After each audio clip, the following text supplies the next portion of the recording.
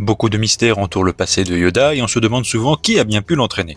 Et cette réponse nous est donnée dans le magazine Star Wars Galaxy numéro 9.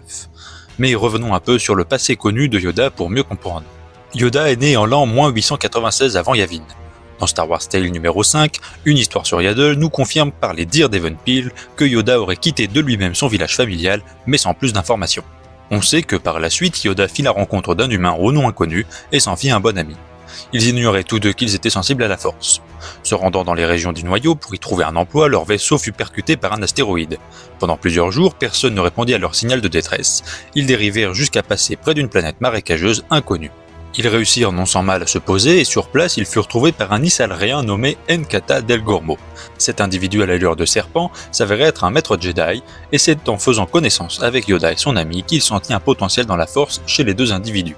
Nkata se proposa de leur apprendre les voies de la force et d'en faire ses padawans. Pendant un temps inconnu, plusieurs jours ou plusieurs mois, ils restèrent avec leur maître apprenant à maîtriser la force jusqu'au jour où un vaisseau républicain ne finisse par répondre à leur signal de détresse.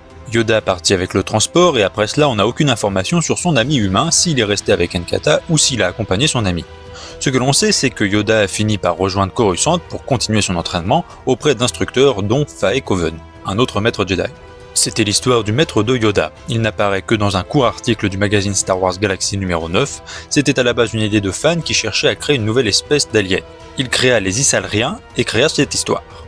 Mais un fan ne décide pas tout seul, c'est le responsable de la continuité Star Wars, Leland Chee, qui intégra cette histoire dans l'univers. Et selon les dires de Frank Oz, le créateur de Yoda, le maître Jedi parlerait à l'envers en l'honneur de son maître qui faisait pareil. Il y aura une mention indirecte à Nkata dans l'adaptation canon de l'épisode 5 où il est dit que le maître de Yoda lui conta les histoires des Jedi Kung Fu et Shuang durant son entraînement. Si cette vidéo vous a plu, n'hésitez pas à vous abonner à ma chaîne YouTube Curlon et que la force soit avec vous.